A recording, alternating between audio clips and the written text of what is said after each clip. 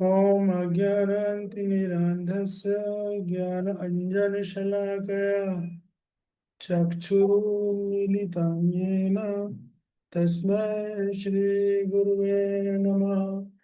मूकं करोति वाचालं पङ्गुलिङ्गायते गिरिं यत्कृपातमहं वन्दे श्रीगुरुदीनतारिणम्। वाञ्छाकल्पतरुभ्यश्च कृपा सिन्धुभ्येव च पतितानां पावनेभ्यो वैष्णवेभ्यो नमो नमः। जय श्री कृष्ण चैतन्य प्रभु नित्यानंद श्री अद्वैत गदाधर शिवासादि गौर भक्तवृंद। हरे कृष्ण कृष्ण कृष्ण हरे हरे, हरे राम राम राम हरे हरे। वन्देऽहं श्रीगुरो श्रीयुतापदकमलं श्रीगुरून् वैष्णवांश्च श्रीरूपं साग्रजातं सहगना रघुनाथं तं सजीवं साद्वैतं सावधूतं परिजनसहितं कृष्णचैतन्यदेवं श्रीराधा कृष्णपादां सहगना ललिता विशाखान्वितांश्च नमो महावदन्याय कृष्णप्रेमपदायते कृष्णाय कृष्णचैतन्य नामिने गौरतिस्वे नमः। कृष्णवर्णं तथा कृष्णं साङ्गपाङ्गाद्रपार्षदं यज्ञे सङ्कीर्तनाप्रायेंसि सुमेधसः एके चांस्य कलापुंस कृष्णास्तु भगवान् स्वयं। सॉरी। इंद्रियाणि वाक्लं लोके मनुजन्ति युगे जना। हरे कृष्णा कृष्ण कृष्णा हरे हरे, हरे राम राम राम हरे हरे। हरे कृष्णा। तो स्वागत है आप सभी लोगों का श्रीमद् भगवद गीता यथारूढ़ अध्याय 7, जिसका शीर्षक है आ, अध्याय 7 का शीर्षक क्या है, किसी को पता है? भगवद ज्ञान। ओके, तो आज से जो हम अध्याय 7 चालू कर रहे हैं। ठीक है।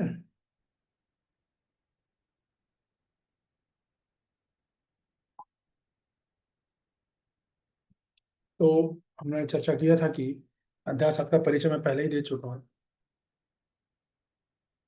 सबसे पहले तो मैं अपना वीडियो ऑन कर लूँ और साथ ही आप सब भक्तों से अनुरोध करता हूँ कि आप भी अपना वीडियो ऑन कर लें, ताकि लगे ये कुछ लाइव क्लास हो रही है। ये सही रहेगा, रिकॉर्डेड क्लास है।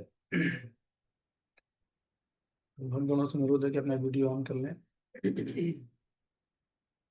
हमने जो है अध्याय 7 की जो है चर्चा करी थी, परिचय दिया था। अध्याय 7 की विषय वस्तु क्या है। फिर हमने ये भी चर्चा किया था पिछले सत्र में कि क्यों, क्या कारण है कि भगवान ने भक्ति योग को बीच में ही क्यों रखा है कि नहीं। इस तरह कुछ कुछ मुद्दों पर चर्चा हुई थी। तो आप में से किसी को याद है पिछली क्लास में क्या चर्चा हुई? कुछ बोलना चाहेगा? बोलिए अमित जी। हरे कृष्ण प्रभु जी, दंडवत प्रणाम। धन्यवाद प्रभु प्रणाम। जी, पिछली क्लास में बहुत डीप डिस्कशन हुआ था, जिसमें आपने पूरा इंट्रोडक्शन दिया था 7 चैप्टर का, और बहुत ही अच्छे से एक एक चीज को एक्सप्लेन भी किया था। मैं बताना चाहूंगा, पहला पॉइंट था कि जो इसमें क्या क्या पॉइंट्स मेन मेन कवर होंगे, उसमें मैं बताता हूँ। पहले तो आपने बताया कि भौतिक शक्ति आध्यात्मिक शक्ति क्या है। भौतिक शक्ति में दो चीजें बताई थी, इसमें पराशक्ति और अपराशक्ति। अपराशक्ति होती है जूनियर शक्ति, होती है इसमें कि पंच महाभूत से बनती है, और उसमें मन बुद्धि और अहंकार आते हैं। और पराशक्ति होती है, ये सीनियर होती है, आत्मा होती है। और आध्यात्मिक जगत को त्रिपाद विभूति कहा जाता है, जो कि 3/4 होता है।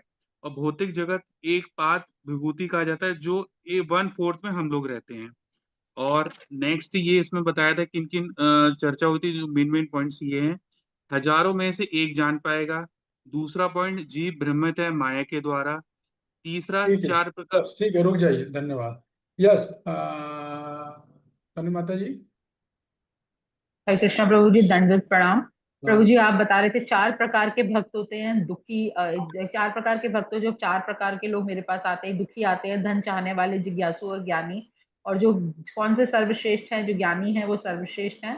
फिर भगवान को जानने की प्रक्रिया क्या होती है ये बताएंगे आप, कि यज्ञ से, ना तो वो यज्ञ से भगवान को जाना जा सकता है, ना तप से, ना वेदों के पाठ से जान सकते हैं, केवल शुद्ध भक्ति के द्वारा ही भगवान को जाना जा सकता है।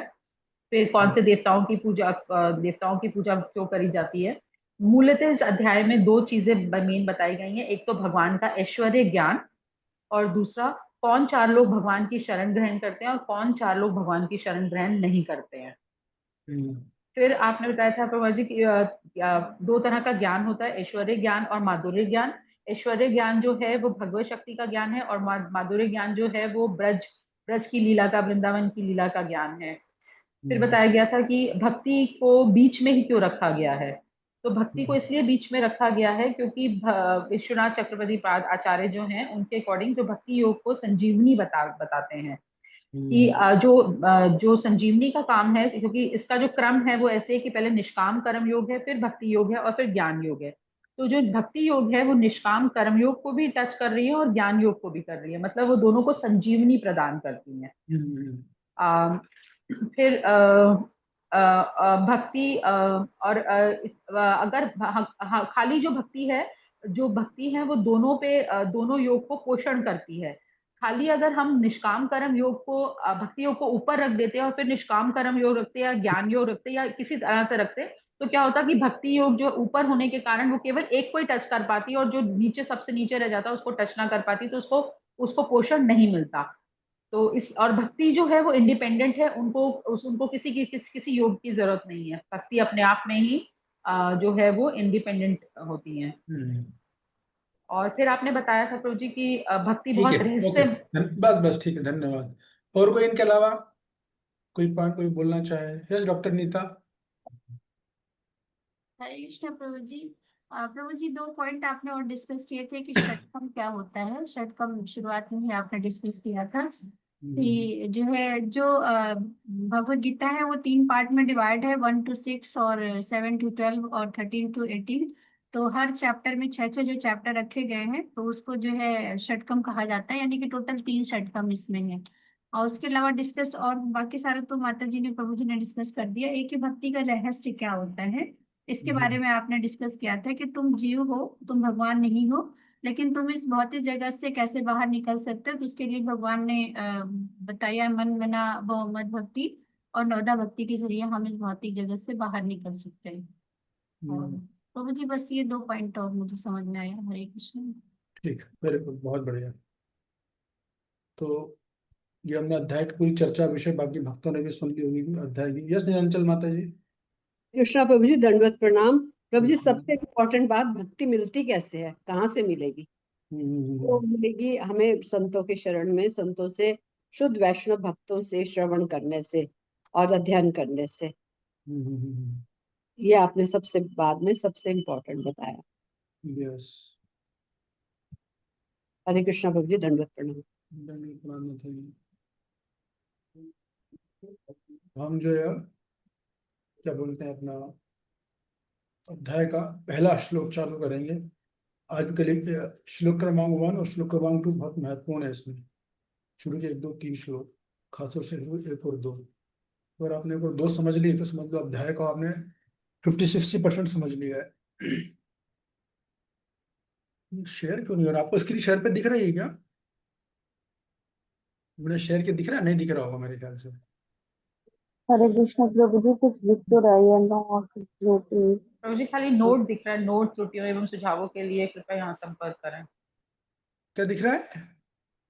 प्रभु जी नोट करके आ रहा है, त्रुटियों एवं सुझावों के लिए कृपया यहाँ संपर्क करें, फीडबैक इंक्लूडिंग। देखो, रुकिए, फिर वही मैं देख रहा हूँ, मैं गीता शेयर करनी है आप लोगों के साथ। शेयर क्यों नहीं हो रही है अचानक? ये मैं देख रहा हूँ क्या मिस्टेक आ गई। What is the reason? अभी हो जाएगी शायद, सिलेक्ट ही नहीं हो रहा था। अभी हो जाएगा। तो अभी से आप आपस में कितने लोगों के पास है भगवत गीता? लेके बैठे हैं। ठीक है, वेरी गुड, बहुत बढ़िया। मैं बस देखना चाह रहा था कि सामने गीता है या नहीं। ठीक है, तो आप लोग अपना हाथ हटा लीजिए, लेकिन पढ़ना आप लोग स्क्रीन देख कर ही, ठीक है ना। स्क्रीन में काफी इंपॉर्टेंट चीजें आपको मिलने वाली है। कृष्णाय वासुदेवाय देवकी नंदनाय च नंद गोप कुमाराय गोविंदाय नमो नमः। ओफ, ओम कृष्णाय वासुदेवाय। तो बेसिकली अध्याय इसका नाम भगवत ज्ञान है। इससे कुछ आचरण श्रद्धा का नाम ऐश्वर्य ज्ञान भी दिया है। क्यों दिया? क्योंकि भगवान ने इस अध्याय में अपना ऐश्वर्य बताया है। तो भगवान अध्याय 7 में अपना ऐश्वर्य बताएंगे, अध्याय 8 में भी थोड़ा बहुत ऐश्वर्य बताएंगे, और अध्याय 9 में भी अपना ऐश्वर्य बताएंगे। तो जैसे हम आगे बढ़ेंगे तो चर्चा होगी कि ऐश्वर्य में कुछ अंतर है या नहीं है तो क्यों है इत्यादि। ठीक है, ओके, ठीक है। तनु माता जी आप पढ़ोगे अनुवाद, में श्लोक पढ़ूं? यस श्री प्रभु जी। भगवान उवाच मय्यासक्त मना पार्थ योगं युञ्जन् मदाश्रय असंशय समग्रं मां यथा ज्ञास्यसि तच्छृणु। श्री भगवान ने कहा, हे पृथा पुत्र, अब सुनो कि तुम किस तरह मेरी भावना से पूर्ण होकर और मन को मुझ में आसक्त करके योगाभ्यास करते हुए मुझे पूर्णता, प्रभु जी ऊपर करना पड़ेगा, मुझे पूर्णता संशय रहित जान सकते हो। हम्म, तो क्या बोल रहा है? इससे सबसे इंपॉर्टेंट चीज क्या है इस श्लोक में? कोई बताएगा? किसी को समझ में आ रहा है अनुवाद देख के या श्लोक देख के? पहली बात तो इस श्लोक का पहला अध्याय माया माया शक्ति मना पार्थ श्री योगम। भगवान वाचा, ठीक है। मैया सक्त मना पार्था योगम जुंजन मदाश्रया असंशयम समग्रम माम यथा ज्ञास्यसि तच्छृणु। और सबसे महत्वपूर्ण जो बिंदु है इसके अंदर आखिरी वाले आपको लगेगा ना, तच्छृणु। ये खेल सारा यहीं पर ही है। पूरी नवदा भक्ति का सारा खेल यहीं पर ही आता है। अगर तच्छृणु आपका सही नहीं है तो फिर आपको भक्ति में प्रगति करना संभव नहीं है। और यही होता है। लेकिन तच्छृणु अगर सही हो रहा है तो सही हो जाएगा, लेकिन तक्षण सही से सही हो भी नहीं पाता है, कारण आती है श्रद्धा। श्रद्धा बाधा बनती है। तो देखिए यहाँ पर भगवान क्या बोल रहे हैं, तक्षण का मतलब है सुनो। सुनो यानी सुनना, ठीक है ना। सुनो का मतलब होता है सुना, तत् यानी जो मैं बताने वाला हूं वो सुनो। तो सबसे बड़ी बात क्या, भगवान यहाँ पे क्यों ऐसा बोल रहे हैं तक्षण या मैया सक्त या श्री भगवान वाचा, कि मुझसे सुनो, ऐसा बोल रहे हैं भगवान अर्जुन को। क्यों बोल रहे हैं? क्योंकि आ, भगवान से सुपीरियर, हरे प्योर। कृष्ण प्रभु जी, सागर प्रणव प्रभु जी, आपकी आवाज नहीं आ पा रही है। कौन बोल रहे हैं? हरे कृष्णा, किसने बोला? ये बोला तो हरे कृष्णा प्रभु जी, दंडवत प्रणाम, प्रियंका माता जी ने, बट आवाज आपकी आ रही है। आ रही है ना? नेट में दिक्कत होगी। यस यस, सभी लोग को आवाज आ रही है, ओके ठीक है। तो आ, मैं भूल गया, देखिए ये होता है बीच में बोलने से माइंड डाइवर्ट हो जाता है। तो भगवान जो है सुपीरियर अथॉरिटी है, उनसे सुपीरियर अथॉरिटी कोई भी नहीं है, ठीक है। इसलिए भगवान बोल रहे हैं मुझसे सुनो, क्योंकि भगवान को भगवान के विषय में भगवान से अच्छा कोई नहीं बता सकता। तो अर्जुन के केस में तो क्या था कि भगवान स्वयं थे, साक्षात सामने खड़े थे, और अर्जुन भी इस योग्य थे कि वो एक बार में सुन के सब कुछ समझकर जीवन में दिमाग में रख सकते थे, हृदय में उतार सकते थे, आचरण में उतार सकते थे। तो अर्जुन इतने क्वालिफाइड थे कि एक बार बोला सब हो गया रिवील, इसलिए भगवान उनके सामने थे। तो हमारे केस में तो भगवान इस प्रत्यक्ष रूप से नहीं होंगे। हाँ, गीता के रूप में साक्षात है वो, नो डाउट, गीता के रूप में है वो, लेकिन वैसे नहीं होंगे वो, ठीक है ना। तो हमारे केस में क्या है कि हाँ, जो कृष्ण है वो सबसे सुपीरियर और प्रामाणिक अथॉरिटी, उनसे बड़ी अथॉरिटी कोई भी नहीं है। तो आपको पता ही होगा, सारे आचार्य, सारे देवता गण सभी जो इसी बात को बोलते हैं, वो सबसे सुपीरियर अथॉरिटी है, उनसे सुपीरियर कोई भी नहीं है। लेकिन हमारे केस में अथॉरिटी क्या है, तत्क्षणों का मतलब है आचार्यगण। आचार्यगण, आचार्यों की पुस्तकें, उनकी टीकाएं, उनको यदि हम सुन रहे हैं देखिए, सुनने का मतलब क्या होता है कि केवल कान से सुनना नहीं होता है। अब ये सोशल मीडिया ने आकर सब कुछ लोगों को खराब कर दिया, बर्बाद कर दिया, उनकी आदत खराब कर दी। वो सोचते हैं कि बस हमने सुन लिया, यूट्यूब पे गए, जिसका प्रवचन पसंद आया, जिसकी बात पसंद आई, जिसका बोलने का तरीका अच्छा लगा, हमने वो सुन लिया और जो है वो सब कुछ हो गया। तो वो ऐसा बिल्कुल भी नहीं है। सुनने का मतलब ये होता है कि हमारे बिल्कुल प्रामाणिक स्रोत से सुनना चाहिए, अर्थात आचार्यों की, जो शिला प्रभुपाद जी उनकी टीका, उनके पूर्ववर्ती आचार्य हैं, गीता में बलदेव विद्याभूषण है, शिला विश्वनाथ चक्रवर्तीपाद हैं, इनकी टीका को जब हम अध्ययन करते हैं खुद से, एक्चुअली श्रवण भी कब होना चाहिए, जब हम पहले अध्ययन कर लें और फिर श्रवण करोगे आप, तब आपका प्रामाणिक श्रवण होगा। मान लो फॉर एग्जाम्पल हम लोग 7.1 पे दे रहे हैं, तो ठीक है, मेरे को तो आप लोग जानते होते समय से हो, तो आपको पता चल गया है। लेकिन जब भी आपको कहीं श्रवण करना, आप पहले खुद पढ़ के जाइए। एक बार जाइए, नहीं समझ में आया, 2 बार पढ़िए, 3 बार पढ़िए, समझ में आ जाएगा। उसके बाद आप सामने वाले सुनोगे तो आपको तुरंत समझ, उसकी पोल खुल जाएगी कि कितना ये प्रमाण से बोल रहे हैं, कितना नहीं बोल रहे हैं, प्रोपा जी ने कौन सा मुद्दा उठाया, ये किस मुद्दे पे बोल रहे हैं, प्रोपा जी क्या कहना चाह रहे हैं, और ये उसको उससे अलग हट के बोल रहे हैं क्या।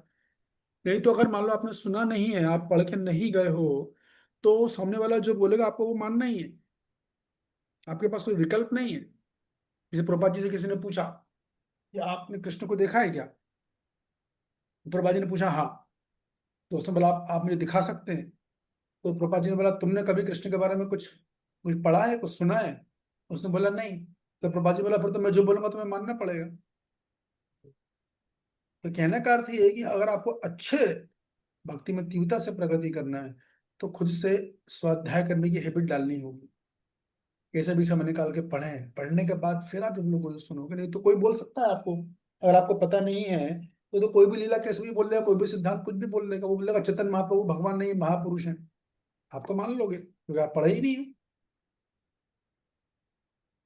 आप मान ही नहीं पाओगे। चेतन महाप्रभु के प्रकट होने के क्या कारण है, चेतन महाप्रभु क्यों प्रकट हुए, तो अगर आपने खुद से पढ़ा तो आप समझ जाओगे कि हाँ ये बाहरी कारण भी और आंतरिक कारण भी, क्या का बाहरी कारण है, क्या का आंतरिक कारण है। लेकिन आप अगर नहीं हो, पढ़ के बैठो, तो सामने वाला जो बोलेगा आपके पास कोई विकल्प नहीं, आप बोलोगे वाह हे प्रभु, ये तो महाभागवत है, ये माता जी तो बड़ी उच्च कोटि की भक्त हैं, बड़ा अच्छा बोलती हैं, बड़ा प्यारा बोलती हैं, कितने प्यारे प्यारे श्लोक गाती हैं। वे सोशल मीडिया पे तो यही चलता है, 700 श्लोक जिसने बोल दिए उसको बहुत बड़ा भक्त माना जाता है, जबकि ऐसा बिल्कुल भी नहीं है। 700 श्लोक पढ़ना या याद करना अपने आप में अच्छी बात है, इस बात का प्रमाण है कि वो मतलब व्यक्ति या बच्चा मेधावी है। लेकिन का 700 श्लोक में से एक भी श्लोक का वो मर्म समझ पाया है, खत्म, नहीं, ढेर हो गया। रूपा जी जब वहाँ थे सैन फ्रांसिस्को में, तो रूपा जी ने अपना सेंटर चलाया, तो वहाँ पर एक हिप्पी आया, नहीं सिर्फ 26 एवेन्यू में थे, 26 एवेन्यू में, वहाँ की बात है। हरि प्रसाद, नए नए नाम आ रहे हैं, क्या बात है, हरि प्रसाद कौन है। तो हम्म, एक हिप्पी आए, जो प्रभा जी का छोटा सा कमरा था, छोटे से कमरे में प्रभा जी की बड़ी संदूक थी जिसमें भागवतम लेके आए थे, तो प्रभा जी अपनी गीता पढ़ रहे थे। तो हिप्पी बोला कि स्वामी जी, आप गीता पढ़ रहे हो, मैं गीता के 700 श्लोक एक बार में सुना सकता हूँ, आप उससे बड़े मतलब कॉन्फिडेंस से बोला। तो प्रभा जी ने अपनी झुकी गर्दन ऊपर उठाकर बोला कि तुम क्या 700 श्लोक में से एक भी श्लोक को कभी जी पाए हो, कि प्रैक्टिस किया है तुमने। ठट से सर झुक गया नीचे। बाद में हिप्पी जो है प्रभा जी से काफी प्रभावित हुए, और उनका जो है आ, नाम पड़ा हयग्रीवा प्रभु। बिल्कुल शुरू शुरू के शिष्य थे प्रभुपाद जी के। प्रभुपाद जी के मिशन में काफी उन्होंने प्रभुपाद जी की सेवा करी। तो कहने का अर्थ है कि देखिए, अध्ययन अपने आप में बहुत बहुत महत्वपूर्ण चीज है। तो जब श्रवण की बात होती है तो उसमें अध्ययन भी अधिभूत होता है। मतलब आपने श्रवण किया है, आपने नोट्स बनाए, फिर आपको पढ़ना भी आवश्यक है, इससे ज्यादा मदद नहीं मिलेगी आपको।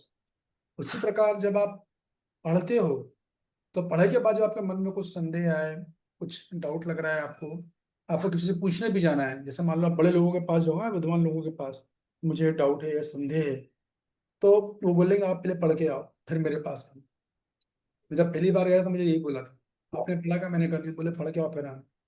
पढ़ के आओ, जो संदेह को कॉपी में लिख के लाओ, फिर जब मैं समझाऊंगा तो समझ में आए। फिर जब मैं ऐसा करके गया तो मुझे वाकई में समझ में आया। और मेरे पास भी जब कोई आता है तो मैं अब ये बोलता हूँ कि आप पहले पढ़ के आइए फिर मुझसे बात कीजिए, क्योंकि तब आपको समझ में आ पाएगा। लोग क्या आलसी करते हैं, कौन पढ़े, छोड़ो छोड़ो अपना देहात सुन लेंगे, खटाखट मिल लेंगे, लेकिन वो समझते नहीं एक्चुअली में उसी का नुकसान है। तो मेरा मतलब कहने का, हालांकि भगवान बोल रहे तत् शुणु, अभी हम जैसे प्रभुपाद जी की गीता पढ़ेंगे, आप तात्पर्य पढ़ेंगे, तो कोई पढ़ेगा तो हम लोग सुनेंगे ही ना, कोई पढ़ेगा तो हम लोग सुनेंगे ही। तो इसी प्रकार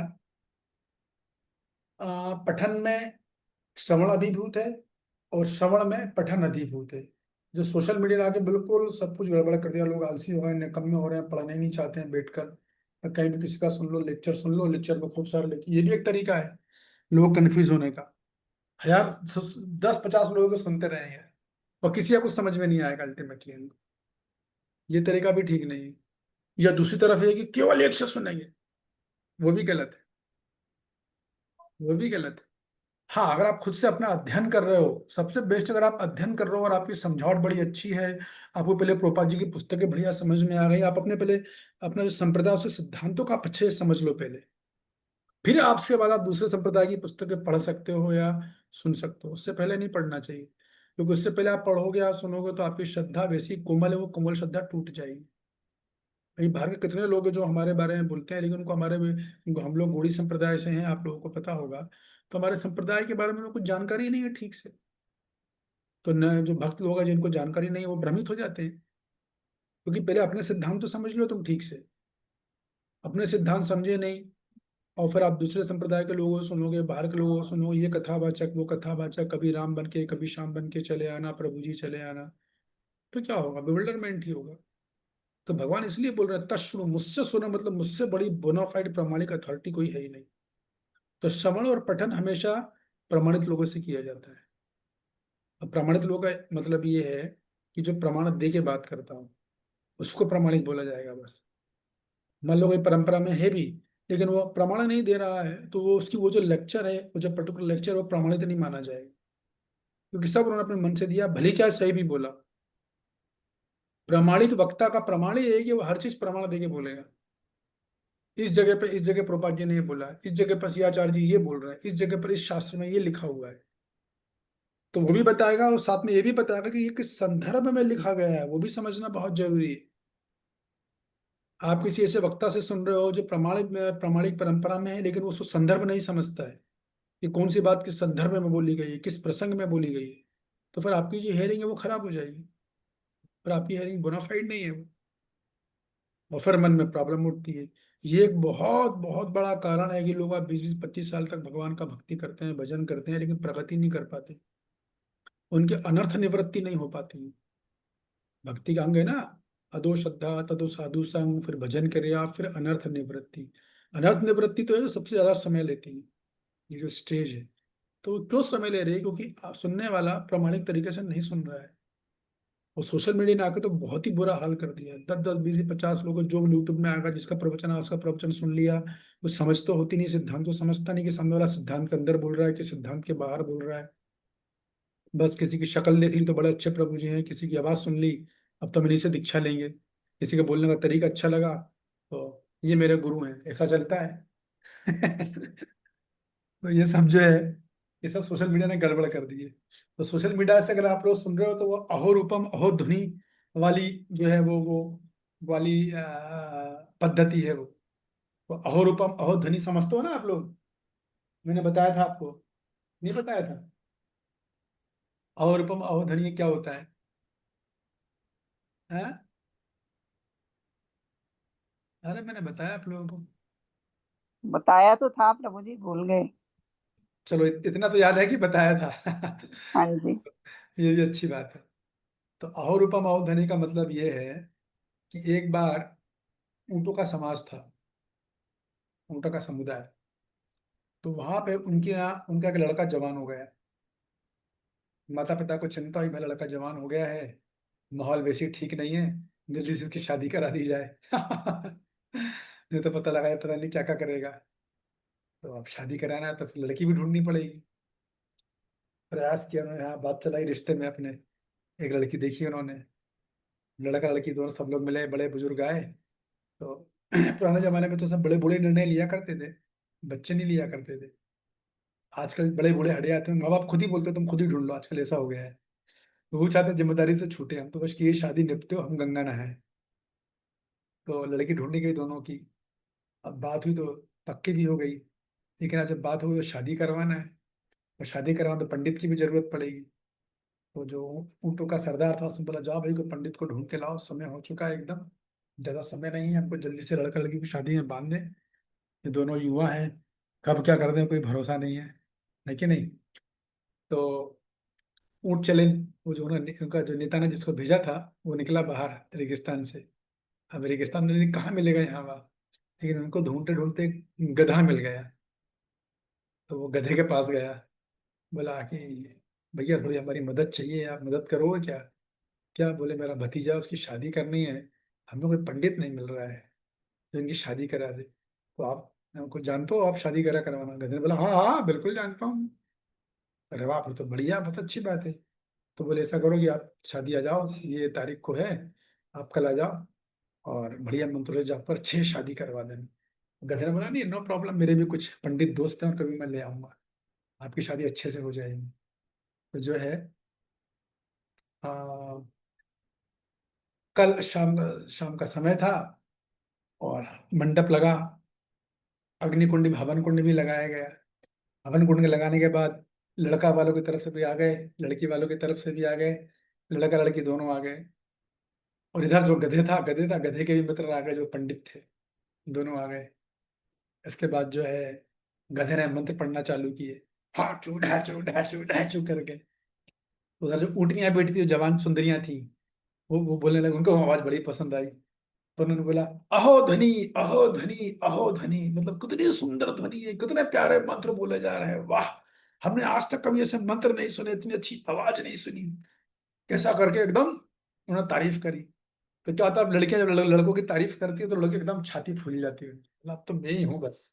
लड़कियां अगर सुंदर हो खास तो तारीफ कर दे तो गधों को सोचा क्या किया जाए भाई। तो उन्होंने मंत्र पढ़ते तो फिर उन्होंने बोला अहो रूपम अहो रूपम अहो रूपम, कितनी सुंदर सुंदर सामने स्त्रियां बैठी हैं, कितने सुंदर सुंदर इनके चेहरे हैं, कितनी प्यारी इनकी नाक है, कितने प्यारे प्यारे होठ हैं, कितने प्यारे प्यारे गाल हैं। तो वो उन्होंने उनकी तारीफ कर रहे थे, उनकी आवाज की, और ये उनके चेहरे की तारीफ कर रहे थे। तो ये सोशल मीडिया है। सोशल मीडिया का मतलब है कि दोनों तरफ अनक्वालिफाइड लोग हैं, प्रवक्ता भी ऐसा ही है और वक्ता भी ऐसे, दोनों दूसरे की तारीफ करते रहते, लेकिन मेन मुद्दे से मतलब नहीं है उनको। मेन मुद्दा क्या चल रहा है, अभी एक बहुत बड़े वक्ता है जिनका बड़ा नाम चल रहा है, उन्होंने सुनने में आया कि उन्होंने जो है गुरु पूर्णिमा के दिन कितने 2,500 लोगों को दीक्षा दी। और दीक्षा देने के बाद वहाँ ना वो कोई नियम है ना वो कोई कानून है, जैसे हमारा कई तरह के नियम कानून होते हैं, हम मांस नहीं खाएंगे, मदिरा नहीं पियेंगे इत्यादि, और ना ही उनके पास में मॉनिटरिंग सिस्टम है कि उनको देख करने वाला हो, कोई चेक करने वाला हो। अभी क्या मतलब इस दीक्षा का, कुछ नहीं। लेकिन उनके फॉलोअर हैं कि पूछो नहीं, उनको जो अनुयायी है वो सुन लेंगे तो नाराज हो जाएंगे। तो ये सब चल रहा है। लोग लोग किसको गुरु बना रहे हैं अपना, जिसके फॉलोअर बहुत ज्यादा है, जिसके सब्सक्राइबर बहुत ज्यादा, यह आकलन हो गया एकदम। अभी स्थिति पूरी बदल चुकी है, इस समय ऐसी हवा चली, लोग हर किसी स्पीकर को देखते हैं, सुन लेते हैं, समझ लेते हैं, सोचते हैं हम ये मेरे गुरु हैं। अरे वो कौसो दूर है भाई सिद्धांत से, और आप चले भी गए तो आपको कुछ कल्याण होने वाला नहीं होगा। क्यों ऐसा बोलते हैं? क्योंकि लोगों को खुद अभी सिद्धांत की समझ नहीं। वैष्णव सिद्धांत को, हमारी जो फिलॉसफी है, तो सिद्धांतों की समझ नहीं है उनको, तो वो सारी बाहरी चीजें दिखते हैं। कौन कौन वक्ता बड़ा अच्छा जोक सुना रहा है तो बस ये हमारे गुरु होगा। क्यों? एक से मैंने किसी पूछा, बोले ये मुझे इनसे दीक्षा लेना है। मैंने क्यों? बोले बहुत प्यारे जोक सुनाते हैं। तो ये उसका क्राइटेरिया दीक्षा लेने का, कि वो मेरे बहुत जोक सुनाते हैं, जबकि उनकी स्पीच में कृष्ण नाम की कहीं चीज ही नहीं है, कृष्ण वर्ड ही नहीं है। मोटिवेशनल स्पीकर हैं, जितने मोटिवेशनल स्पीकर हैं सारे के सारे चीटर। इनमें से एक भी मोटिवेशनल वक्ता कभी कर्म के सिद्धांत पे बात करेगा क्या? आपको कष्ट है, आपको तकलीफ हो, कभी नहीं बोलेगा कि कर्म सिद्धांत की बात करो या भगवान पे आश्रित हो जाओ। वो क्या सिखा रहे हैं? खुद पे आश्रित हो, खुद पे अपने दम से तुम जो है अपने जीवन की समस्या को दूर करो, छू लो सितारों को, कर लो मुट्ठी, दुनिया मुट्ठी में। लोग भी पागल है, इसे बोलते हैं माया का प्रभाव। तुम्हारी जिंदगी खुद मुट्ठी में ऊपर वाले की है, तुम क्या दुनिया को मुट्ठी में करोगे? तुम अपनी सांस नहीं ले सकते।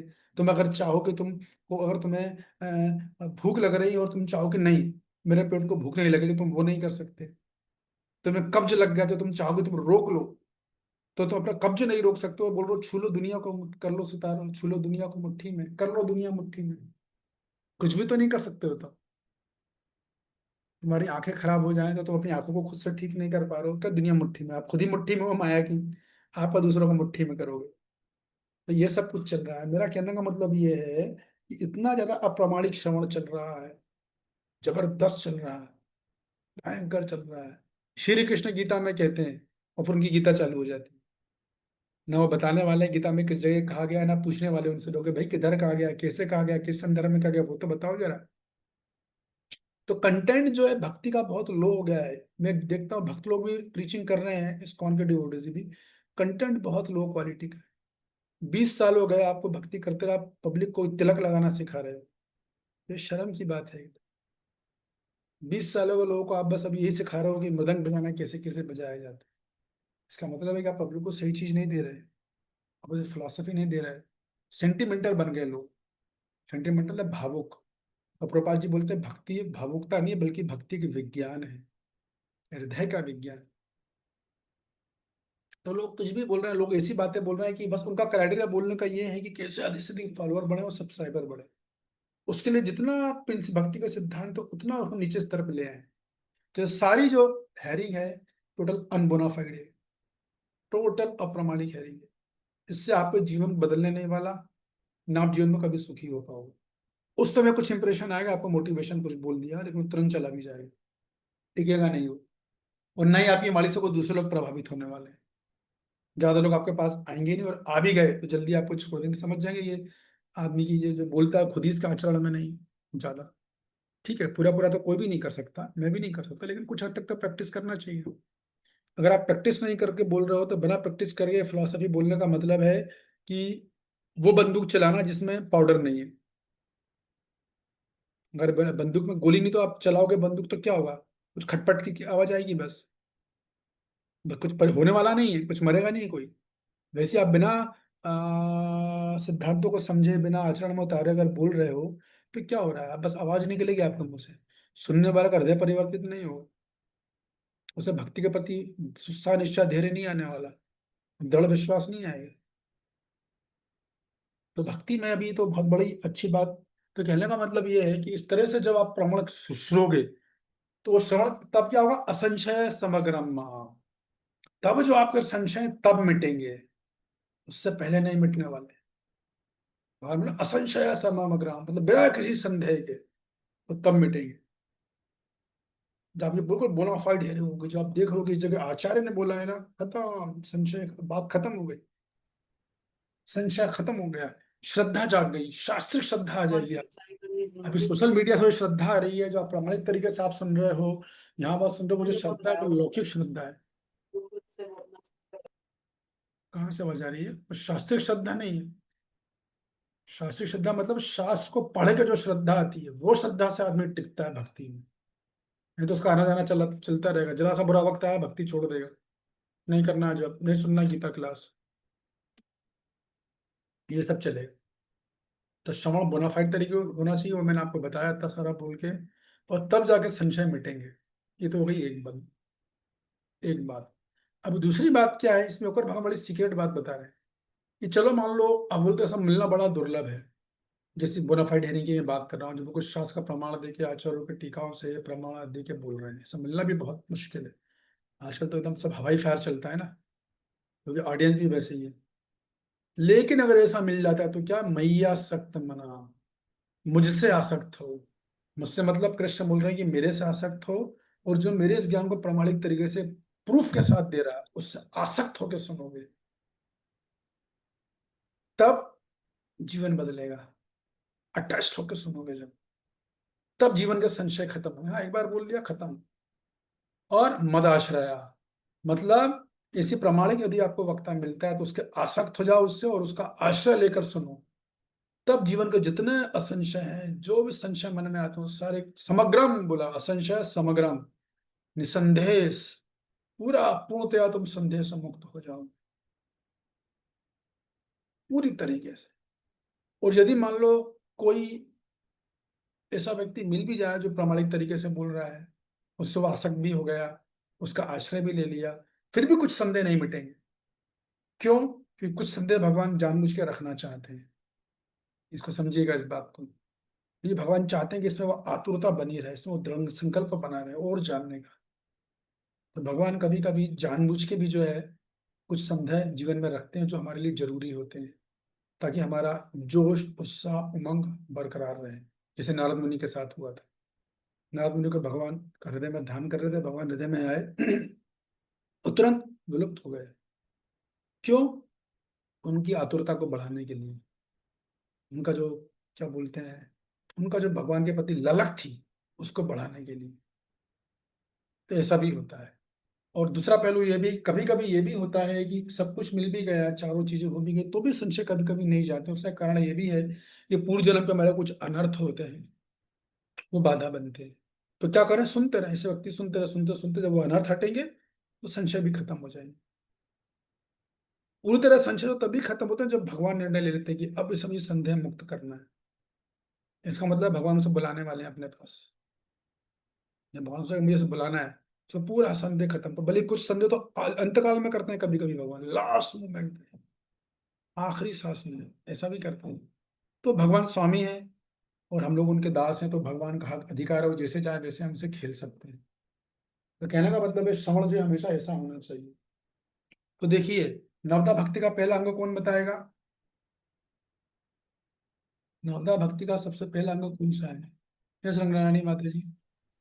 हाँ जी, हरे कृष्ण प्रभु जी, दंडवत प्रणाम। श्रवणम। हाँ, तो नवदा अवधि का सबसे महत्वपूर्ण अंग जो है वो श्रवणम है। अगर आपका श्रवणम सही है तो बाकी का आठ भी सही जाएंगे, और श्रवणम ही गलत होगा तो बाकी का आठ भी गलत हो जाएंगे। लेकिन एक चीज ऐसी है, देखिए नवदा भक्ति में सबसे महत्वपूर्ण है श्रवणम, लेकिन एक चीज ऐसी है जो श्रवणम से भी अधिक महत्वपूर्ण है। वो क्या है? वो कौन बताएगा? वो जैसे रंगरानी माता जी। स्मरणम। मरणम, स्मरणम, अच्छा स्मरणम, अच्छा, स्मरणम। स्मरणम, हाँ जी। ओके, ठीक है। यस सोमा जी। श्रद्धा कह सकते हैं एक। अध्ययनम, अध्ययन करना प्रभु जी, हाँ अध्ययन करना, पहले खुद अध्ययन करना। हाँ, पहले अध्ययन करना, गुड, बहुत बढ़िया। तो देखिए, श्रवणम करना महत्वपूर्ण है, इसमें कोई संदेह नहीं है, ठीक है। और उससे भी महत्वपूर्ण है कि आप श्रवण यानी सुनना, तो आप सुन किससे रहे हो, वो उससे अधिक महत्वपूर्ण है। यार आप कभी राम बन के कभी श्याम बनने वालों से सुन रहे हो, अंगना में डोले रहे, लोग फिल्मी परोडी बना के उनके भजन गाते हैं, है कि नहीं? और लोग बड़े सेंटिमेंटल हो जाते हैं आजकल तो, कमाल हो गया है एकदम। लोग ग्लिसरीन डलाएंगे और ऐसे हाव भाव बनाते हैं, ऐसे हाव भाव बनाते हैं कि वो भाव भाव भाव भक्ति में आते हैं। तो वो अभिनय करता है, इसको आम जनता समझ ही नहीं पाती, को तो एक्टिंग कर रहा है वहां पे। जैसे फिल्म में हीरोइन हाव भाव बनाती है, हीरो हाव भाव बनाता है, तो वो समझ नहीं पाती जो नादान मूर्ख जनता होती है, और सोचती है अरे कितना उच्च कोटि का भक्त है, देखो रो रहा है भगवान की याद में। यार वो भाव भक्ति का स्तर है भाई, उसके लिए वैसे लक्षण चाहिए। हर कोई भाव भक्ति में नहीं आ सकता है। इसलिए इस दुनिया में किसी भी भक्त को पहचानने के लिए उसके लक्षणों से पहचाना जाता है, किसी भी व्यक्ति को, भक्त या भक्त। बिना लक्षण के बात नहीं होती, वो लक्षण एनओडी में है तो कौन किस स्तर पे है, ठीक है ना। अभी वो जो भाव भक्ति कह रहा है, उसे जरा सा दो शब्द कुछ ऐसा कुछ कर दोगे, उसको नुकसान हो जाए तो जरा में क्लेश कर लेगा, उसे क्लेशाग्नि खत्म नहीं हो रही है अभी। तो भाव भक्ति के लक्षण तो अद्भुत है एकदम। भाव भक्ति की स्टेजेस होती है वो, जिसमें वो लक्षण प्रकट होते हैं। पहला अक्षर है क्लेशाग्नि। अभी क्लेशाग्नि खत्म नहीं होती है, चिंता, कष्ट, परेशानियां, डिस्टर्ब रहते हैं, और फिर बोल रहा हम आंसू निकाल रहे हैं वहां पर, और लोग उनको फॉलो करते हैं, अरे कितने बढ़िया, कितनी अच्छी एक्टिंग करी है, चले आना प्रभु जी चले आना आली रे वृंदावनी को, ऐसा होता है। तो सोशल मीडिया में लोगों को भक्ति के नाम पर एक्चुअली में सेंटिमेंटलिस्ट बनाया है। तो देखिए, ऐसा नहीं कि सेंटिमेंट नहीं होना चाहिए, सेंटिमेंट होना चाहिए भक्त के प्रति, भगवान के प्रति। बाबा जी बोलते हैं भक्त का हृदय जो है वो नरम होता है। तो हमें भावनाएं होनी चाहिए, सेंटिमेंट्स होना चाहिए, इमोशंस होना चाहिए। स्पिरिचुअल ना मटेरियल है तो भी चलेगा, क्योंकि मटेरियल है तभी तो वो स्पिरिचुअल होंगे। लेकिन तो भावुक होना चाहिए, हमारे अंदर भाव होना चाहिए, लेकिन भावुकता नहीं होनी चाहिए। भावुकता बहुत खतरनाक चीज है। जो लोग भावुक होते हैं उनको टैकल करना सबसे डिफिकल्ट होता है, क्योंकि उनको कब किस बात का बुरा लग जाए आप कुछ नहीं कह सकते। कहीं बड़ी से बड़ी बात नहीं असर करी, कभी छोटी सी बात बुरी लग जाएगी, अरे बार लग गई तो तुरंत लग गई, फिर आप उनसे नाक रगड़ लो, हाथ जोड़ लो, फिर वो टस से मस नहीं होती। ऐसे लोग बोलते हैं सेंटिमेंटलिस्ट, जो भक्ति को भावनात्मक स्तर पर लेते हैं, प्रैक्टिकल नहीं होते, व्यवहारिक नहीं होते। व्यवहार कैसे कैसे भक्ति को व्यवहार में लाना है, ये सिद्धांत है, क्योंकि सिद्धांत नहीं समझते तो व्यवहार में क्या लाएंगे। आदमी व्यवहार में तब लाता है जब पहले सिद्धांत समझे। सिद्धांत ही नहीं समझा तो क्या समझेगा। तो ये जो है, ये बात इसमें बताई गई है कि श्रवण करो, प्रामाणिक तरीके से रहो, प्रामाणिक वक्ता से करो। मैंने आपको बताया कैसे करोगे, उससे आसक्त होकर करोगे, उस पर आश्रित लेके करोगे, तो फिर असंशय समग्रम माम, सारे संशय जीवन के आपके समाप्त हो जाएंगे। एक बार एक व्यक्ति ने बोला, मतलब भौतिकवादी व्यक्ति ने, एक जोक है, जोक सुना रहा हूँ। उसने बोला मेरे जीवन में क्या चल रहा है मुझे कुछ समझ में नहीं आता है, ऐसा बोला उसने।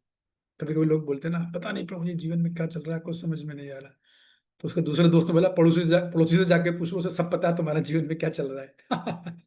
तो कहने का मतलब है कि आजकल के लोगों को दूसरों के जीवन में घुसने में बड़ी रुचि रहती है। कौन आया, किससे घर आया, किसके घर क्या बात हो रही है, किसने क्या खाना बनाया, कितना खाया, क्या खाया। तो ये जो है बड़ा बुरी चीज है। वो अपना समय बर्बाद करते हैं, लेकिन भक्त लोग दूसरों के जीवन में बहुत ज्यादा नहीं घुसते जब तक कि सब ना बहुत इंटीमेट रिलेशनशिप ना हो। इंटीमेट से भी नहीं करते, क्योंकि पता है कि ये सब जो है, और आप किसी के जीवन में घुसोगे, हाँ अगर आपने किसी की जिम्मेदारी ली है तो बात अलग है, उसमें भी लिमिटेशन में जाना पड़ता है आजकल कलयुग में। तो नहीं, किसी की रिस्पॉन्सिबिलिटी नहीं ली है आपने तो फिर किसी के जीवन में ज्यादा नहीं घुसना चाहिए। थोड़ा बहुत हो गया, पर्सनल लाइफ में ज्यादा मत घुसो, क्योंकि अगर आप घुसोगे तो आप में वो दम नहीं होगा कि आप उसकी नेगेटिविटी डील कर पाओ। हम लोग अपनी नेगेटिव से इतने परेशान रहते हैं, दूसरे की नेगेटिविटी क्या झेलेंगे, है कि नहीं। तो दूसरों के जीवन में ज्यादा घुसना नहीं चाहिए। खैर जो भी हो, डॉक्टर किसने पढ़ा था अनुवाद, तनु माता ने वो हाँ पढ़िए, जी, हाँ जी, हाँ जी, तात्पर्य प्रभु पढ़िए जी। जरा। इसके अतिरिक्त मतलब पूरा पढ़ो प्रभु जी के रेड वाला। ये पूरा पढ़ लीजिए, पहला पैराग्राफ तो पूरा पढ़िए भगवत गीता के। भगवत गीता के इस 7वें अध्याय में कृष्ण भावनामृत की प्रकृति का विशद वर्णन हुआ है। कृष्ण समस्त ऐश्वर्यों से पूर्ण है और वे इन्हें किस तरह प्रकट करते हैं इसका वर्णन इनमें हुआ है। रुक इसके जाइए, अतिरिक्त इस रुक जाइए, तो देखिए मैंने आपको, किसको समझ में आ रहा है क्या लिखा है यहाँ पे पहली लाइन में। इसको समझ में, आप ब्लैक अक्षर में जो लिखा है, हालांकि मैं पहले ही बता चुका हूँ, जो पिछली कक्षा हुई थी, जब मैंने परिचय दिया है तब मैंने बता दिया था। मैं पढ़ता हूँ एक बार और, आप भी सुनिए। भगवत गीता के इस 7वें अध्याय में कृष्ण भावनामृत की प्रकृति का विशद वर्णन हुआ है। तो प्रकृति क्या है वो बताई जा रही है। कृष्ण समस्त ऐश्वर्यों से पूर्ण है और वो इन्हें किस प्रकार प्रकट करते हैं इसका वर्णन हुआ है। तो ये क्या ज्ञान है, मैंने बताया था आपको, क्लू दिया, हमने बात की थी कि 7वें अध्याय की विषय वस्तु क्या है, वो बताई थी। यस सनीता जी, अब याद आ गया इनको। हरे कृष्ण प्रभु जी, धन्यवाद प्रणाम। हरे कृष्ण। प्रभु जी आपने बताया था भगवान की शक्तियों का वर्णन किया था, भगवान के ऐश्वर्य ज्ञान का वर्णन किया था। हाँ, लोगों की 2 प्रकार की शक्तियां, भौतिक और आध्यात्मिक शक्ति, और उनका भी आगे जो है कैटेगराइजेशन था, पराशक्ति और अपराशक्ति, डिटेल में बस वर्णन यही किया बात था। थी। तो ये बात बोली आ रही है कि भगवान जी बोल रहे हैं, ये जो अध्याय चल रहा है 7वां अध्याय चल रहा है, पता है ना आप लोगों को। तो इस अध्याय की मूल विषय वस्तु क्या है, भगवान का ऐश्वर्य ज्ञान, जो मैंने आपको पहले ही बता दिया था। ये बात प्रभुपाद जी ने यहाँ पर बोली है कि इस अध्याय की विषय वस्तु नंबर 1 भगवान का ऐश्वर्य ज्ञान है। ऐश्वर्य ज्ञान क्या है, अगर आप सोचोगे तो आगे चलोगे आपको सब समझ में आएगा। भगवान बताएंगे किस प्रकार जल में रस में हूँ, किस प्रकार सूर्य में प्रकाश में हूँ, चंद्रमा में प्रकाश में हूँ, मैं भी सभी योनियों का बीज हूँ, बलों में बल में हूँ। वो सब डिटेल में चर्चा हुई तो मैं बताऊँ। उसको बोलते हैं भौतिक प्रकृति का ऐश्वर्य ज्ञान। ठीक है, ये बात है। और आध्यात्मिक प्रकृति की भी चर्चा होगी, भगवान ने वो भी बोला है। तो उन दोनों का ज्ञान इस तरीके से। आगे पढ़िए। इसके अतिरिक्त इस अध्याय में इसका भी वर्णन है कि 4 प्रकार के भाग्यशाली व्यक्ति कृष्ण के प्रति आसक्त होते हैं और 4 प्रकार के भाग्यहीन व्यक्ति कृष्ण की शरण में कभी नहीं आते हैं। हाँ, तो ये क्या बोला जा रहा है। प्रभु जी उनके बारे में कि कौन 4 लोग भगवान की शरण ग्रहण करते हैं और कौन 4 लोग जो है वो भगवान की शरण ग्रहण नहीं करते हैं। ये अध्याय की दूसरी विषय वस्तु है। पहली विषय वस्तु आप नोट कर लो, भगवान का ऐश्वर्य ज्ञान। कोई आपसे पूछे कि अध्याय 7 की विषय वस्तु क्या, तो आप बोल सकते हो अध्याय 7 की 2 मूल विषय वस्तु है। पहली है भगवान का ऐश्वर्य ज्ञान, जिसको भगवत ज्ञान का टाइटल दिया प्रभुपाद जी ने, और कुछ आचार्यों ने ऐश्वर्य ज्ञानी दिया टाइटल। और दूसरा क्या है कि ये बताया गया कौन 4 प्रकार के लोग हैं भगवान की शरण ग्रहण करते हैं और कौन 4 प्रकार के लोगों की शरण ग्रहण नहीं करते। ये इस अध्याय का मूल विषय वस्तु है। हो गया क्लियर? जी प्रभु जी। किसी को कोई संदेह, कोई शक, असंशय, समग्र माम हुआ है कि नहीं हुआ? ओह वेरी गुड, अच्छा ठीक है, अब आगे पढ़िए। प्रथम 6 अध्यायों में जीवात्मा को अभौतिक आत्मा के रूप में वर्णित किया गया है, जो विभिन्न प्रकार के योगों द्वारा आत्म साक्षात्कार को प्राप्त हो सकता है। छठे अध्याय के अंत में यह स्पष्ट कहा गया है कि मन को कृष्ण पर एकाग्र करना, या दूसरे शब्दों में कृष्ण भावनामृत की सर्वोच्च योग है। मन को कृष्ण पर एकाग्र करने से ही मनुष्य परम सत्य को पूर्णतः जान सकता है, अन्यथा नहीं। निर्वेश ब्रह्म ज्योति या अंतर्यामी परमात्मा की अनुभूति परम सत्य का पूर्ण ज्ञान नहीं है, क्योंकि वह आशंकित होती है। कृष्ण रुक की जाइए। तो देखिए, अगर आप लोगों को याद हो तो मैंने पिछले सत्र में बताया था कि अध्याय 7 की शुरुआत भगवान ने क्यों करी, या दूसरे शब्द में कहूं तो अध्याय 6 और अध्याय 7 का लिंक क्या है। तो वो भी पढ़ के सुना। कोई बताना चाहेगा क्या लिंक है? सामने स्क्रीन पे भी दिख रहा है कि अध्याय 6 अध्याय 7 के बीच में कड़ी क्या है। What is it link? मैं बता चुका हूँ, 2-3 बार बताया था मैंने। हाँ यस, नवदा भक्ति माता जी बताइए। इसमें प्रभु जी निष्काम कर्म योग और ज्ञान योग के बीच में भक्ति का इसलिए रखा था ये।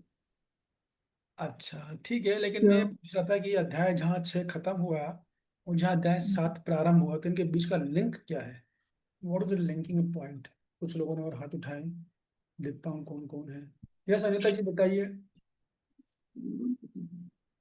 हरे कृष्ण प्रभु जी, प्रणाम प्रभु जी। यहाँ पे जो ये लिंक वो यही है कि जो ज्ञान वाले विशेष कर्म ज्योति अंतर्यामी परमात्मा यानी अष्टांग योगी के ज्ञान के बाद जो है भक्ति की सर्वोच्चता सिद्ध करने के लिए भगवान ने भगवत ज्ञान तो वो कहाँ बोला गया, कौन सा अध्याय में बोला गया है? अध्याय छठे का जो अंतिम श्लोक है 47 श्लोक, इसमें से बताया गया कि भगवान यहाँ भगवत ज्ञान देंगे आगे, क्योंकि अष्टांग योग का वर्णन तो हो चुका था पूरे चैप्टर में। प्रभु जी दिक्कत है लेकिन वो भी हो जाएगा। यस रंगनारायणी माता जी। हाँ जी, हरे कृष्णा प्रभु जी। जैसे इसी में ही लिखा है कि छठे अध्याय के अंत में ये कहा गया कि कृष्ण पर एकाग्र करो, कृष्ण भावनामृत करो, यही सबसे सर्वोच्च योग है। तो अब अगले में मतलब कृष्ण भावनामृत करना है, तो वो भगवान के ऐश्वर्यों के बारे में बता रहे हैं कि किसी चीज की वैल्यू बतानी है, तो उसके बारे में एक्सप्लेन कर रहे हैं कि क्यों अपनाना चाहिए कृष्ण भावनामृत। ओके यस, गोपीकृत माता जी स्वागत है आपका, वेलकम। बताइए, आपने हाथ रेस किया।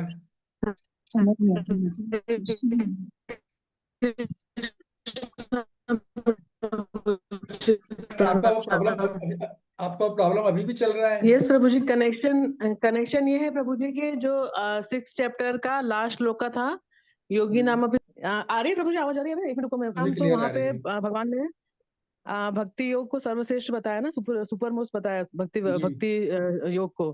तो जी यहाँ पे 7 चैप्टर में भगवान अभी ये कर रहे हैं कि बता रहे हैं कि कैसे मतलब हर जगह भगवान को देख सकते हैं, क्योंकि 7 चैप्टर में भगवान ये सभी बताएंगे कि सब कि मैं मतलब ये कि बलवान का बल में हूँ और सब कुछ मैं ही हूँ। तो वहां पे बताएंगे कैसे कर सकते हैं उसको, प्रैक्टिकली कैसे कर सकते हैं।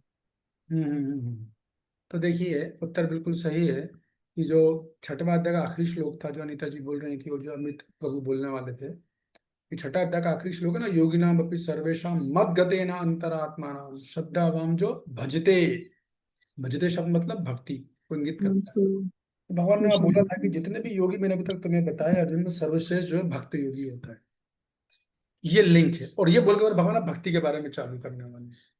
जैसे मैंने बताया अध्याय 7 जो है, अध्याय 7 से 12 भक्ति योग है, भक्ति योग की प्रधानता है। इस तरीके से। तो ये लिंक है, वो इस बात को प्रभुपाद जी ने यहाँ बोला है कि जो रंगनारायणी माता जी बोल रही थी ना कि छठे अध्याय के अंत में यह स्पष्ट कहा गया है, तो वही श्लोक है 6.47, वो लिंक है, मतलब छठे अध्याय का आखिरी श्लोक लिंक है 7वें अध्याय का। तो समझ में आ गई होगी आप लोगों को बात ना। भगवान ने बोला कि भक्ति योग सर्वश्रेष्ठ है, क्योंकि भगवान को भक्ति योग बोलना है, इसलिए भगवान ने छठा अध्याय अष्टांग योग बताने के बाद, अन्य योग बताने के बाद बोला भक्ति योग सर्वश्रेष्ठ, और भगवान भक्ति योग चालू करेंगे। तो ये जो लिंक है आखिरी श्लोक जो छठे अध्याय का, वो लिंक है। आगे पढ़िए तनु माता जी। कृष्ण ही पूर्ण तथा वैज्ञानिक ज्ञान है, और कृष्ण भावनामृत में ही मनुष्य को सारी अनुभूति होती है। पूर्ण कृष्ण भावनामृत में मनुष्य जान पाता है कि कृष्ण ही निस्संदेह परम ज्ञान है। विभिन्न प्रकार के योग तो कृष्ण भावनामृत के मार्ग के सोपान सदृश हैं। जो व्यक्ति कृष्ण भावनामृत ग्रहण करता है वह स्वतः ब्रह्म ज्योति तथा परमात्मा के विषय में पूरी तरह जान लेता है। कृष्ण भावनामृत योग का अभ्यास करके मनुष्य सभी वस्तुओं को यथा परम सत्य, जीवात्माएं, प्रकृति तथा साध सामग्री समेत उनके प्राकट्य को पूरी तरह जान सकता है। ठीक है, तो देखिए मैंने अतः आपको मनुष्य बस ठीक है, रुक जाइए। तो देखिए मैंने पहले भी कहा था आपको कि मैंने इतना, जब तत्क्षण पे मैंने आपको बताया तो मैंने आपको कहा था कि कृष्ण भक्ति जो है वो क्या बोलते हैं आपका भावुकता नहीं है, बल्कि एक विज्ञान है वो। ठीक है, वो भावुकता नहीं है, सेंटिमेंटलिज्म नहीं है जो कि सोशल मीडिया वाले फैलाते हैं, पूरी तरह यही चल रहा है, कभी राम बन के कभी श्याम बन के, सब भावुकता है। देखिए भजन सुनना भी अच्छी बात है, लेकिन आप पहले सिद्धांत क्लियर होना चाहिए। और सिद्धांत हमें, हमारे हमारा संप्रदाय का सिद्धांत क्लियर नहीं है तो हम पूरी तरह सेंटिमेंटलिस्ट बनेंगे, सहजिया बन जाएंगे। बहुत गलत, ऐसे ऐसे कई लोग हैं जिनको सिद्धांत पता नहीं, गीता समझी नहीं, वैष्णव सिद्धांत पता नहीं, अपने संप्रदाय का सिद्धांत पता नहीं है, और वो लड़के हैं और इसी वृंदावन में वो लड़की बन के घूम रहे हैं, नेल पॉलिश लगाए हैं, हैंड बैग लिए हुए हैं, घाघरा पहने हैं, चोली पहने हुए हैं। क्यों? बोले हम तो कृष्णा से गोपी भाव में हैं। अभी ये क्या है? प्रभुपाद जी बोलते हैं सहजता, यही सहजिया है कि राधा कृष्ण की लीला को अपने इतना निम्न स्तर पे गिरा दिया है। और इन लिए लड़कों लड़की लड़के हैं, लड़कियों के कपड़े पहन लिए, लिपस्टिक लगा ली, सब कुछ कर लिया है, और फिर काम भी गड़बड़ कर रहे हैं, बीड़ी भी पी रहे हैं, सिगरेट भी पी रहे हैं। क्या है ये? क्यों? क्योंकि सिद्धांत को नहीं समझ रहे हैं। तो इसलिए कृष्ण भक्ति प्रभुपाद जी बोल रहे हैं विज्ञान, ये समय आपको पहले बताया था। ठीक है ना।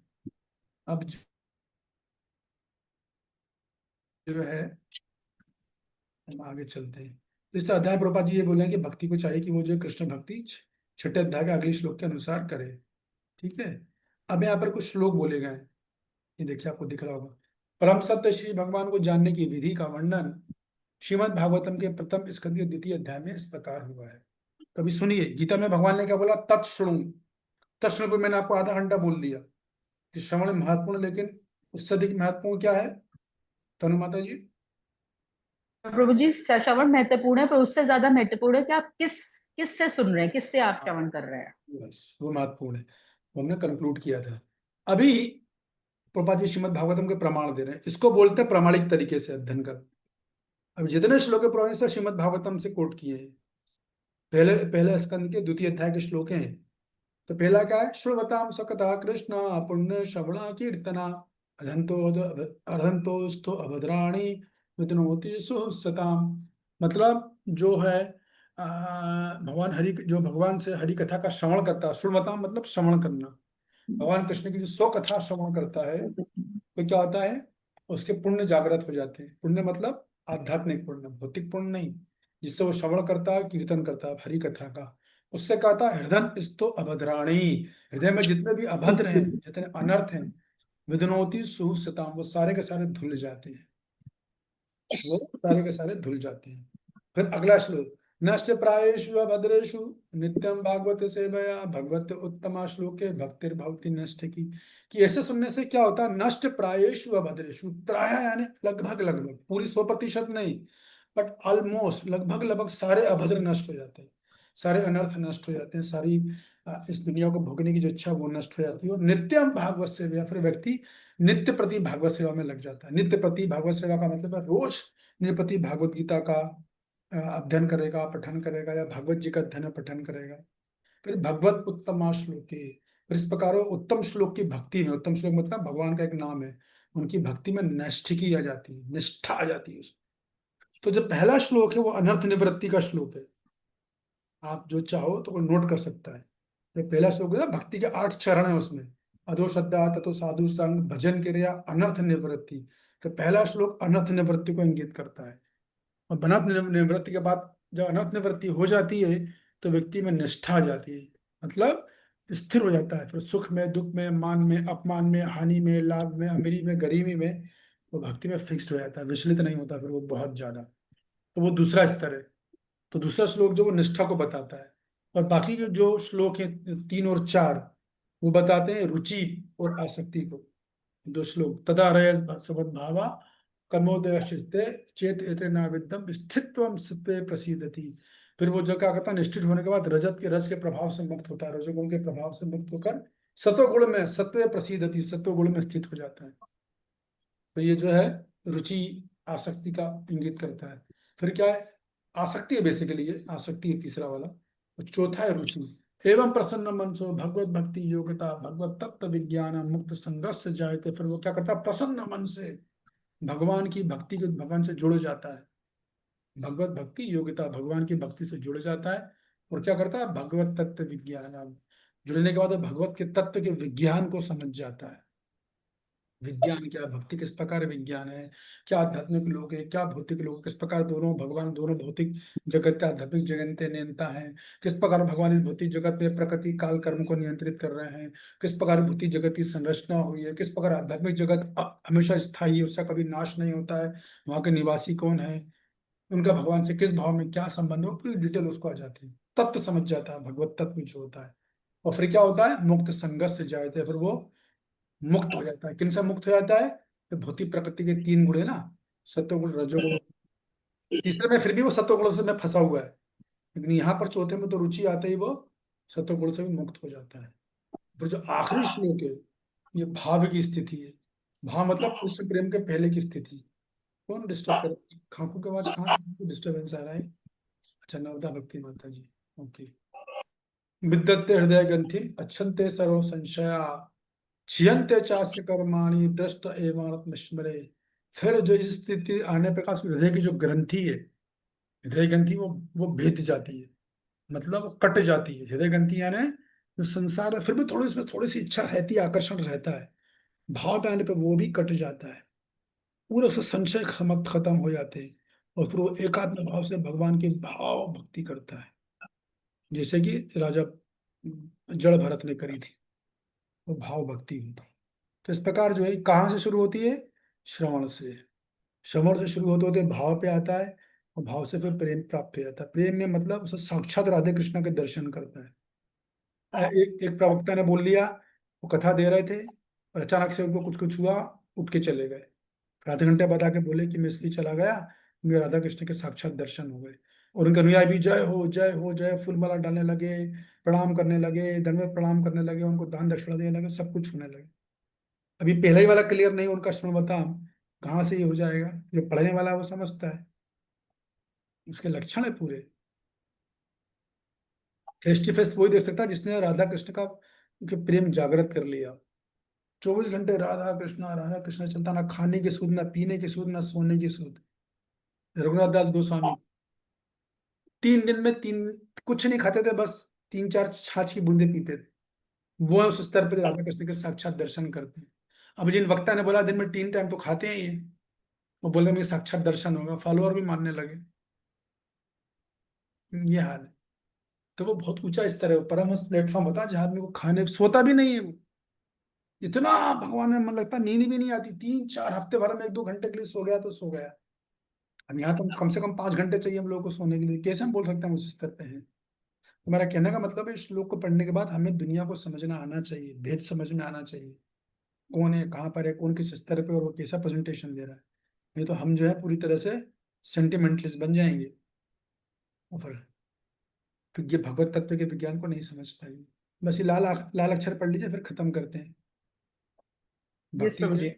भक्ति के विकसित होने पर जो भक्ति के विकसित होने पर वह रजो तथा तमो गुणों से युक्त हो जाता है, और इस प्रकार भौतिक काम तथा लोभ कम हो जाते हैं। जब ये कल्मश दूर हो जाते हैं तो भक्त सतोगुण में स्थिर हो जाता है, भक्ति के द्वारा स्फूर्ति प्राप्त करता है और भगवत तत्व को पूरी तरह जान लेता है। कि भगवान ने क्या बताया कि जब प्रामाणिक तरीके से श्रवण करेगा, जैसे मैंने प्रामाणिक तरीका क्या है पूरा डिटेल में बता चुका हूँ। सोशल मीडिया से नहीं करना है, खुद अध्ययन करके करना है। उससे करेगा तो जो रजोगुण और तमोगुण उससे मुक्त हो जाएगा। क्योंकि रजोगुण तमोगुण तो प्रभावित कर रहा है। रजोगुण माने कामनाएं, इच्छाएं, तमोगुण ने आलस्यपन, या 3 तरह की भक्ति होती है, तमोगुणी भक्ति, रजोगुणी भक्ति और सत्वगुणी भक्ति। तमोगुणी भक्ति में आदमी क्या करता है, वो कुछ भी करेगा उसका दिखावा करेगा। मैंने आज निर्जला एकादशी रख ली, आज मैंने 64 माला कर ली, है ना, आज मैं गोवर्धन परिक्रमा चला गया, आज मैंने ये किया, तो वो दिखावा करता है, तो तमोगुणी भक्ति होती है। ठीक है। रजोगुणी भक्ति का मतलब क्या है? रजोगुणी भक्ति में जो है उसको वो ऐसी बातें बोलता है जिसको वो खुद अपने जीवन में नहीं उतार रहा है। और रजोगुण वाले बहुत, जितने सोशल मीडिया में हिट हैं, जिनके हजारों लाखों फॉलोअर, ज्यादातर रजोगुण वाले, लेकिन पब्लिक समझ नहीं पाती। ठीक है ना। तो वो बातें बोलेगा जिसको वो प्रैक्टिस भी नहीं कर रहा है। तो जब ये सब अनर्थ दूर रहते हैं तब वो सतोगुणी भक्ति में आता है। सतोगुणी भक्ति में आने का मतलब ये है कि जब वो भक्ति करता है तो ना वो तमोगुणी भक्ति करता है, उससे ऊपर उठ गया, रजोगुणी भक्ति से ऊपर उठ गया, उसको कोई कोई प्रतिष्ठा लाभ कुछ नहीं चाहिए, और बस वो केवल इसलिए करता है कि संसार में बड़े कष्ट हैं, बड़े दुख है, बड़ी तकलीफ है, तो मैं कब तक जन्म मृत्यु के चक्कर में पड़ा रहूंगा, भगवान बहुत हो गया, मुझे जन्म मृत्यु के चक्कर से मुक्त होना है। तो इसको बोलते हैं सतोगुणी भक्ति। मतलब वो अपनी मुक्ति के लिए भजन कर रहा है, वहां भी उसका थोड़ा सा सूक्ष्म इंद्रिय तृप्ति है, लेकिन यहाँ तक आना जरूरी है। और इससे ऊपर एक और भक्ति होती है जो सर्वश्रेष्ठ है, उसको बोलते हैं विशुद्ध भक्ति, विशुद्ध सत्व भक्ति भी बोलते हैं। उसमें आदमी को सी चिंता होती नहीं कि भगवान आप मुझे जीवन की प्रॉब्लम समस्या सॉल्व करो नहीं करो, आप मुझे भक्तधाम लेके जाओ नहीं लेके जाओ, आप जाओ, आपकी इच्छा। आप तो मुझे कीड़ा भी बना दो तो मुझे कोई परवाह नहीं, अब मुझे स्टूल का कीड़ा बना दो। भक्ति विनोद ठाकुर बोलते हैं ना, अ, कीट जन्मे होए या तू दास, कुछ भी बना दो आप, मेरे को कोई समस्या नहीं, मेरे को कोई प्रॉब्लम नहीं। मतलब उसकी एक ही इच्छा है बस, भगवान आप किसमें खुश हो, आप किसमें संतुष्ट हो। तो उसके अंदर प्रेम इतना आ जाता है। जब हमारा किसी से प्रेम हो जाता है ना, प्रेम किसको बोलते हैं? प्रेम का मतलब ही होता है कि हमारे सामने वाले से कोई डिमांड नहीं रही, मारो भी ना को भी जो इच्छा था, आशीष शिवा पात्रता पिनष्ट में राधा रानी करती है कृष्णा को। कृष्णा मेरी तरफ देखे नहीं देखे, क्योंकि दूसरी गोपी के पास जाए, उसको टाइम दे, उससे मिले, मुझे कोई लेना देना नहीं। आप तो मेरे प्राणनाथ थे और आप ही बने रहोगे, मुझे किसी और के पास नहीं जाना। आप मैं चाहूँ तो आप मुझे दुत्कार दो, आप मुझे इग्नोर कर दो, चाहे तो मुझे गले लगा लो, जो करो आपकी इच्छा, आपको फुल फ्रीडम है, कोई कंडीशन नहीं। अनकंडीशनल लव अंग्रेजी में बोलते हैं। वो स्थिति आती है कब? विशुद्ध सत्व गुण में। भगवान जैसी आपकी इच्छा, जैसा आप रखोगे मैं उसमें खुश हूँ, ये बात हो जाती है। तो भक्ति जो है ऐसी भक्ति होती है। तो हमने पहला अध्याय पूरा, पहला श्लोक कंप्लीट कर लिया है, समय भी हो चुका है। किसी का कोई एक प्रश्न है तो मैं ले सकता हूँ, नहीं तो फिर हम सत्र को यहीं पे अंत करेंगे। जैसे अंचल माता जी। हरे कृष्णा प्रभु जी, दंडवत प्रणाम। नाम प्रभु जी, मैं भावुकता और भावना इसमें थोड़ा सा अंतर जानना चाह रही हूँ। जबकि आपने बताया है, इसको स्पष्ट किया है, भावुकता तो थोड़ी क्षण के लिए होगी, शायद आ गई चली गई, लेकिन भावना होती है एक स्टेट ऑफ माइंड बन जाना, वैसी स्थिरता आ जाना। तो यस। इसको जरा देखिए, और clear देखिए फॉर एग्जाम्पल, लोग कभी कभी जो है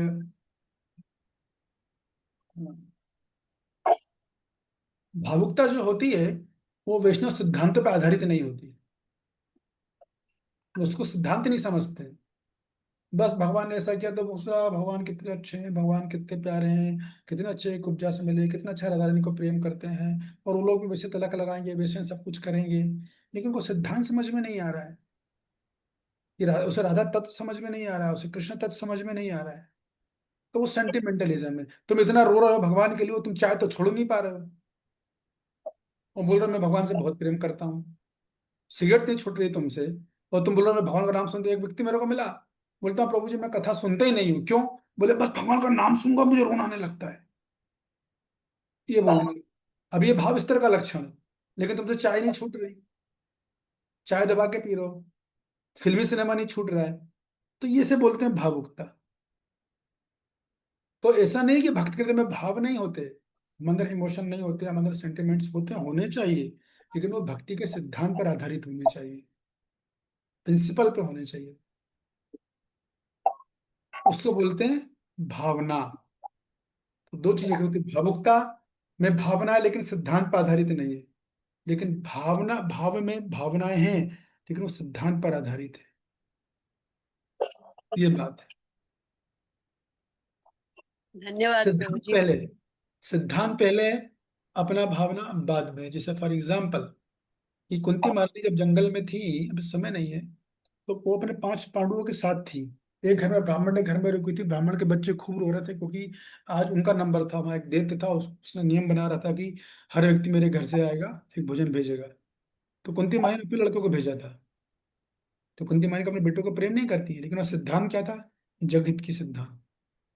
उनको दुख है और वो इमोशन है अपने भाव में, मेरा बेटा है, मेरा पुत्र है, तो फिर भी उन्होंने सिद्धांत का पालन किया। इसको बोलते हैं भाव है लेकिन जैसे अर्जुन है, अर्जुन का बेटा रोया, हमारा अर्जुन रोया उस पर क्योंकि इमोशन है, पिताजी है, भाव है, लेकिन उन्होंने युद्ध करना छोड़ दिया क्या? नहीं। इसको बोलते हैं भावना।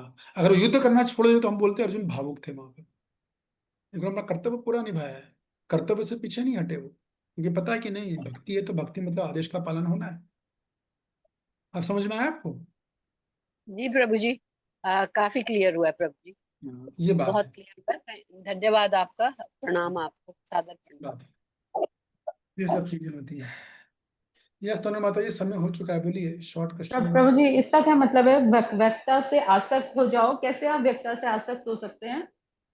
श्रवण के माध्यम से स्पिरिचुअली आसक्त, मतलब स्पिरिचुअली ओके, स्पिरिचुअली अटैच्ड होना चाहिए। जब मतलब वो जो जब बोल रहे हैं उनकी बातों को अध्ययन, मतलब उनको सुन के और उनकी बातों को अपने अपने जीवन में उतारने की कोशिश करनी चाहिए। हाँ, वो अटैचमेंट से होता है एक।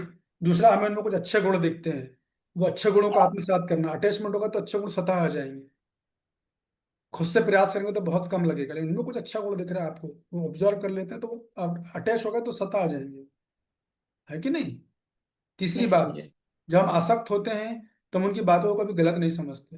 उनको पता होता है कि वो बात किस संदर्भ में बोली गई है, हम उसको गलत तरीके से कंटेक्स्ट नहीं करते हैं, क्योंकि हमको पता है कि वो व्यक्ति सही है और इस बात को इस संदर्भ में बोला गया है। हालांकि ये मतलब भी ऐसे लोग निकाल सकते हैं, कौन जो अटैच नहीं है वो उसको दूसरे तरीके से मतलब निकाल सकते हैं, क्योंकि वो अटैच नहीं है, उनमें वो स्नेह नहीं है, प्रेम नहीं है। मान लो आपको कोई वक्ता आपको मिलता है और अगर आपको उसके प्रति स्नेह प्रेम की भावना नहीं, तो कितना भी अच्छा बोलेगा आपको ज्यादा हित नहीं हो पाएगा, क्योंकि वो ज्ञान यहीं तक रहेगा, वो यहाँ नहीं उतरेगा। आप समझ रहे हो बात को? यस प्रभु जी। यहाँ नहीं आएगा वो। अटैच होगा तो ज्ञान पहले यहाँ लेना है, यहाँ से चेक करना है कितना बोनाफाइड है, और बोनाफाइड मिलेगा फिर खट से यहाँ चले जाएगा ऑटोमेटिक। यस प्रभु ये जी। बातें हैं, समझ गए? Yes Prabhu ji. Okay, thank you, thank you आपका प्रभु जी। बहुत धन्यवाद। हरि हरिवाणी माता जी, आपको भी मेरा पांचांग प्रणाम, बहुत बहुत धन्यवाद, थैंक यू वेरी मच। हरे कृष्णा हरे कृष्ण, दंडवत प्रणाम। मिलते हैं अगले बैच में जाने में बहुत लेट हो गया। हरे कृष्णा प्रभु जी, हरे दंडवत प्रणाम। कृष्णा।